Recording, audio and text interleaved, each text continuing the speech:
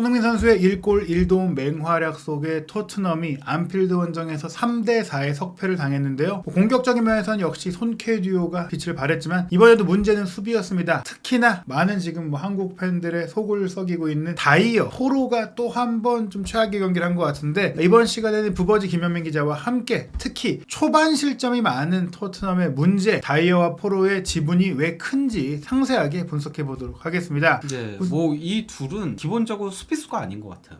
예. 왜냐면 수비의 기본을 안 지키고 있거든요. 예. 이게 계속 반복되고 있기 때문에 문제인 겁니다. 사실 실제로 다이어가 수비형 미드필드 출신이고 또 포로도 측면 공격수에 가까운 성향이라고는 하더라도 그래도 현재 기본 포지션은 수비니까 노력을 해야죠. 게다가 프로 선수인데 예, 좀 심각하다라고 할 수 있겠는데요. 뭐 이 경기에서 리버풀은 항상 들고 나오는 대로 4-3-3 들고 나왔고 이제 토트넘도 3-4-2를 들고 나왔는데요. 그나마 조금 지난 경기와 달라진 부분이 있다면 랑글레 대신에 이제 벤 데이비스가 왼쪽 센터백으로 선발 출전했다는 거였죠. 그리고 또 이제 히샬리송 대신에 클룹세스키가 선발 출전. 그 두 자리 제외하고는 뭐 똑같은 선발 라인업으로 나온 건데요. 이게 뭔가 뭐 어쩔 수 없는 부분도 있긴 해요. 왜냐면은 에멜송이 부상이니까 포로를 계속 쓸 수밖에 없는 거고 또 이제 랑글레도 몸 상태가 그렇게 좋지 못하고 벤 데이비스도 몸 상태가 그렇게 좋지 못한 상태다 보니까 둘 다 부상해서 일찍 복귀한 거잖아요. 예. 그러다 보니까 뭐 다이어, 로메로 기본적으로 깔고 가야 되고 그리고 또 이제 미드필더도 다 부상이니까 예. 매 경기 스킵 호이베르가 나와야 되고 예. 벤탄쿠르 부상, 비수마 부상이고 왼쪽 임팩도 마찬가지예요. 세세뇽도 부상이고 또 이제 페리시밖에 쓸 수가 없는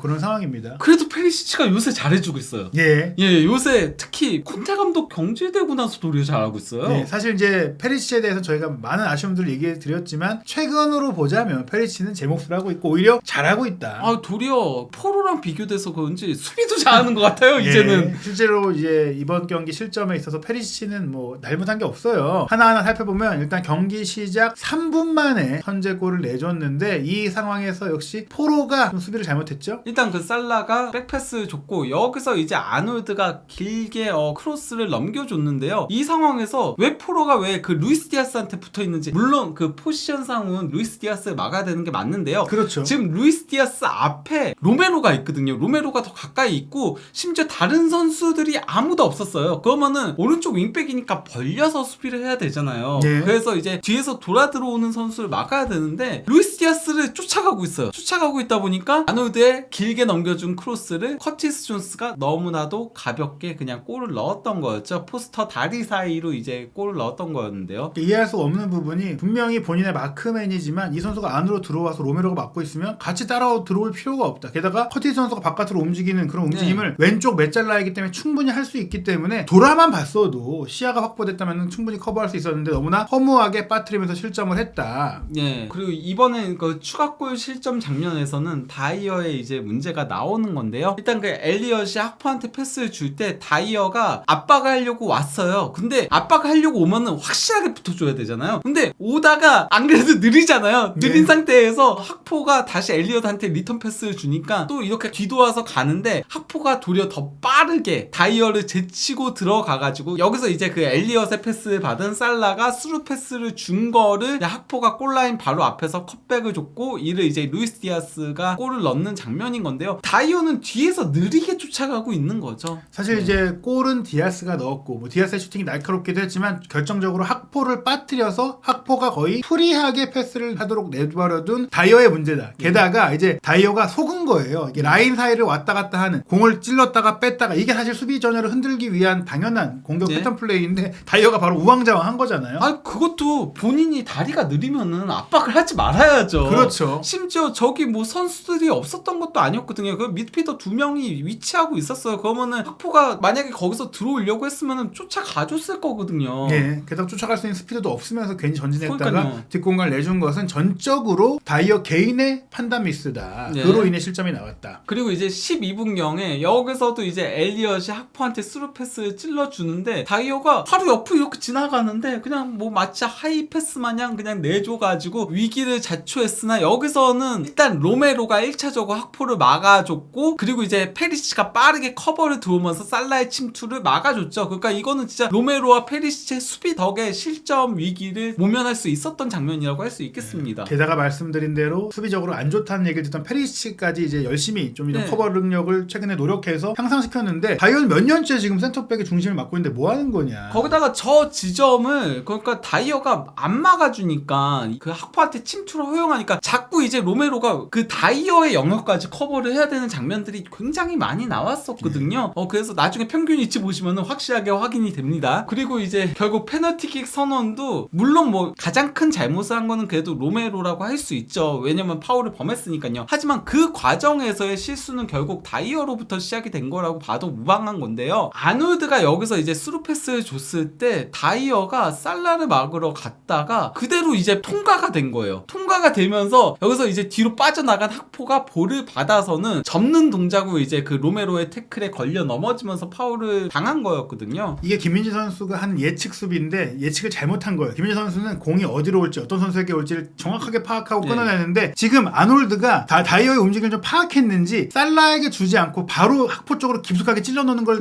빠른 타임으로 가져갔는데 다이어는 살라한테 줄 줄 알고 뛰어나왔거든요. 근데 문제가 뭐냐면 살라는 그렇게 위협적인 위치에 있지 않고 오히려 학포가 더 위협적인 위치에 있잖아요. 심지어 살라한테는 페리시치가 앞에 있었어요. 네, 근데 굳이 다이어가 여길 비우고 나올 필요가 없었는데 괜히 살라를 막으러 나왔다가 본인의 뒤가 털렸고 그로 인해 로메로가 급하게 학포를 태클로 막으려고 하다가 페널티킥을 내줬다. 결국 다이어의 실수다라는 것이죠. 그러면서 이제 토트넘은 경기 시작 15분 만에 3실점을 허용한 건데요. 이게 그 토트넘이 이번 시즌 프리미어리그에서 15분 이내의 실점이 13골로 프리미어리그 전체 팀들 중에서 최다고요. 프리미어리그 역대로 따지더라도 이게 네 번째로 많은 수치입니다. 아직 시즌이 끝나지 않았으니까 역대 최다 실점 기록도 수립할 가능성이 있고요. 아직 4경기가 남았는데요. 울버햄튼이 이제 2011-12 시즌에 기록한 16실점, 15분 동안 16실점한 게 최고 기록인데 이제 4골을 만약에 15분 안에 더 허용하게 되면은 토트넘이 프리미어리그 역사상 첫 15분 최다 실점팀이 됩니다. 지금 2경기 전에 뉴캐슬한테 15분 만에 그렇게 실점을 엄청나게 했잖아요. 그때도 3실점을 했잖아요. 그리고 이번에 또 그러면은 다음에 또 가능하다는 소리인 겁니다. 그렇죠. 남아있는 팀 중에 에스턴 빌라도 있기 때문에 조심해야 되는데요. 그 이후에도 실점이 아니었더라도 위험한 상황들이 많이 있었어요. 18분경에 여기서 이제 살라가 학포한테 대각선으로 스루 패스를 주는 장면에서 왜 저는 또 여기서도 프로가 적이 있는지 모르겠어요. 좀 더 벌려서 들어온 동선을 좀 괴롭혀줬어야 되는데 뻥 뚫리게 그 자기네 뒷공간을 내주고 왜 안쪽으로 왜 들어와 있냐. 이게 그러니까 물론 그건 있었어요. 이때가 로메로가 공격에 가담한 장면이었거든요. 그러다 보니까 로메로 자리를 커버해야 되겠다는 생각이 들었는지 모르겠지만은 이미 그쪽으로 가고 있는 선수는 없었거든요. 학포가 왼쪽 측면으로 빠져 있었기 때문에 하지만은 본인이 지켜야 될 지점을 지키지 않고 안으로 좁혔다가 도리어 살라가 대각선 스루 패스를 주면서 그러면서 학포가 받은 다음에 또 그래도 스킵이 따라왔어요. 따라왔는데 학포가 접는 동작으로 그 포로를 제치고 슈팅을 가져갔는데 이게 뒤늦게 커버를 들어온 스킵이 막아낸 거였죠. 스킵은 저 포로 뒤에 있는 게 스킵인 거거든요. 사실은 이제 막아내긴 했지만 보시면 아시겠지만 뭐 지금 살라도 있고 뭐 엘리엇도 있고 아놀드도 있고 패스만 줬어도 실점이었어요. 사실 그래서 아놀드가 손까지 들었었거든요. 나한테 패스 달라고.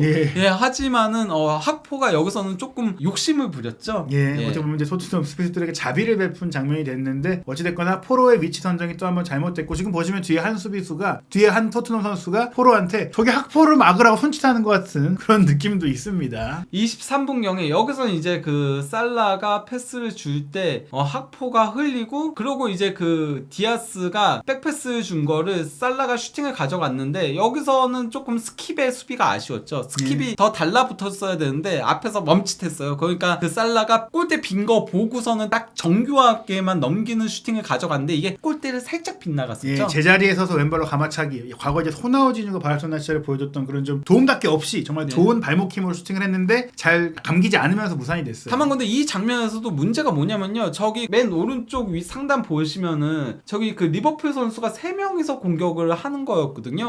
그 토트넘 선수가 무려 8명이 있었어요. 8명이 있는데도 압박이 제대로 이루어지지 않았다는 거예요. 아무도. 다 뒤로 물러서기만 하지 역시 달려들어서 한 명 정도는 커버를 해서 슈팅 각도를 좁혀줬어야 되는데 그냥 무인지경에 슈팅을 내주고 말았다. 그 23분경에 다이어가 패스를 한다는 게 루이스 디아스한테 어시스트를 해버렸고 여기서 이제 루이스 디아스가 찔러주는 형태로 몸을 날려서 했는데 다행히 그 다이어가 커버를 들어와가지고 막아냈는데 이게 그 본인이 싼 똥 본인이 치우는 거라고 봐야 되는지 어떤 건지 사실 이거는 말도 안 되는 실수다 보니까 이 장면이 나오고 나서 중계 카메라가 다이어를 원샷으로 계속 찍고 있었습니다. 사실 이날에는 가레스 사우스게이트 잉글랜드 대표팀 감독도 경기장에 와서 봤는데 다이어를 또 뽑을까 의심스러울 정도로 오늘 부진했거든요. 네. 그리고 이제 그 토트넘의 첫 번째 슈팅이 나온 장면이긴 했는데요. 포로가 하프라인 밑에서 진짜 의미 없게 초장거리 슈팅을 가져갔어요. 이때 근데 알리송이 그렇게 나와 있었던 것도 아니었거든요. 그래서 알리송이 너무 쉽게 이렇게 가슴 트래핑을 했어요. 그래서 잡지도 않고. 사실 좀 나와 있긴 했지만 이 정도면은 완전히 거의 독수리 슛처럼 완전 골키퍼 손이 안 닿게 뻥 뛰어 올려서 뚝 떨어지게 차야 되는데 그냥 뭐 약간 네. 직선에 가깝게 찼어요. 아니 심지어 앞에 케인하고 손흥민하고 둘 다 있었고요. 이들이 옵사이드 트랩에 걸리는 것도 아니었어요. 예, 패스를 해가지고 오히려 이 선수들이 가서 슈팅했다라면 수비가 따라 내려오는 와중에 유효한 슈팅이 될 수 있었었는데 굳이 조금 나와 있다고 그걸 본인이 슛을 넣겠다라고 좀 무리한 슈팅을 하면서 기회를 허비했다. 네. 그러다 보니까 이제 전반전은 뭐 압도를 당했었죠. 토트넘이 뭐 점유율도 28대 72였고요. 그리고 또 이제 슈팅 숫자는 6대 4였지만은 뭐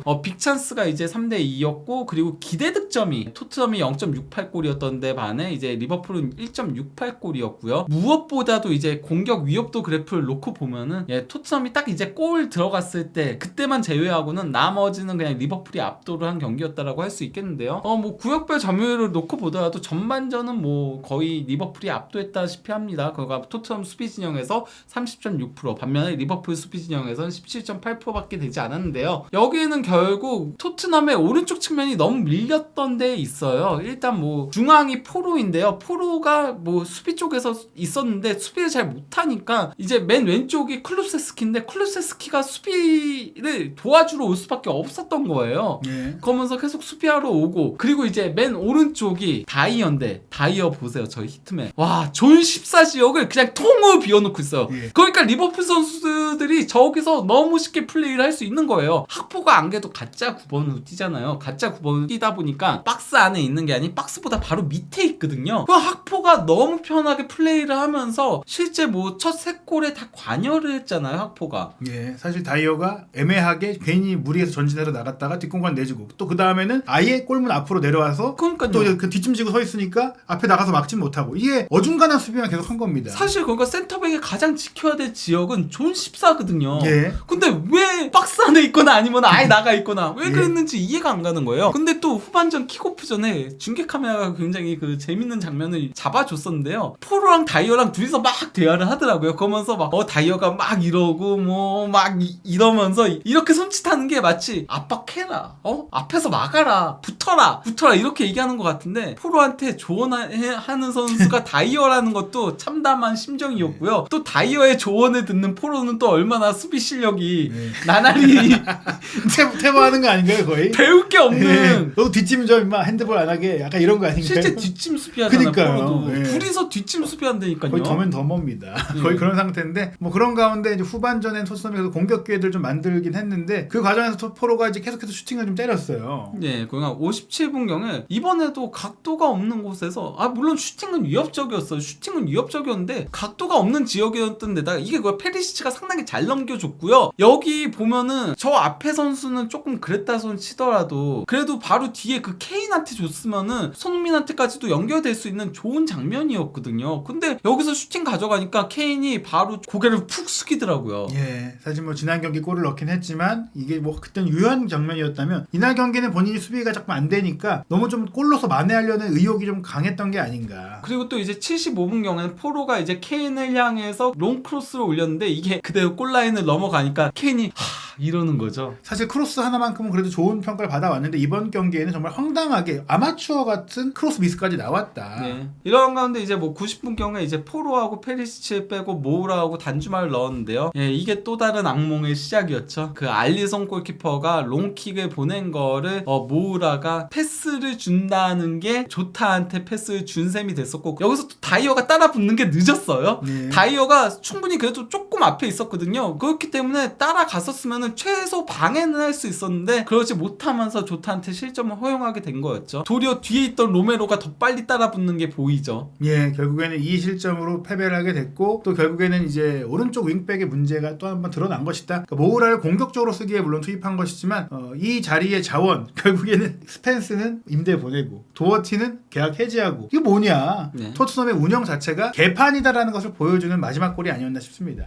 경기 기록을 놓고 보면은 후반전은 그래도 토트넘이 더 위협적이었어요. 그러다 보니까 뭐 아까 뭐 수비 장면 같은 것들이 별로 얘기할 게 없긴 했었는데요. 그러면서 특히 이제 토트넘이 효율성이 매우 높았거든요. 그가 슈팅 10회였는데 유효 슈팅이 7회였고 그리고 또 골대 맞춘 슈팅이 2번이나 있었잖아요. 로메로도 골대를 맞췄으니까 그러니까 슈팅하는 족족 위협적이었어요. 토트넘은. 그러면서 기대 득점도 2.3골 대 2골로 거의 비등비등했으나 수비가 어처구니 없는 실수들을 하는 바람에 기대 득점이 2.3골이었음에도 실점이 4실점이 나왔다라고 할 수 있는 거고요. 그리고 뭐 기대 득점 그래프를 놓고 보더라도 전반전은 리버풀이 압도했고 후반전은 토트넘이 압도한 경기였다라고 할 수 있는데요. 근데 이런 기대 득점과 별개로 공격 자체는 그래도 리버풀이 주도를 했어요. 공격 위협도 그래프를 놓고 보면은 시간을 놓고 보면은 아무래도 리버풀이 더 이제 공격을 주도한 시간이 훨씬 많죠. 경기 막판을 제외하고는 대부분은 그랬다라고 할 수 있는 건데요. 그리고 이제 존 14하고 하프 스페이스 이 패스를 놓고 보면은 확실히 그러니까 리버풀이 공격을 주도한 게 확인이 돼요. 토트넘은 존 14하던가 하프 스페이스 공략이 별로 없었는데 저 몇 안 되는 거에서 위협적인 찬스들을 만들어낸 거예요. 반면에 일단 존 14는 다이어가 후방비로 놓아놓고 있고 하프 스페이스는 또 이제 포로가 특히 오른쪽 하프 스페이스 공략이 굉장히 많았잖아요. 예, 그 정도로 포로가 또 놓아놓고 있으니까 집중 공략을 당한 거죠. 예, 결국에 뭐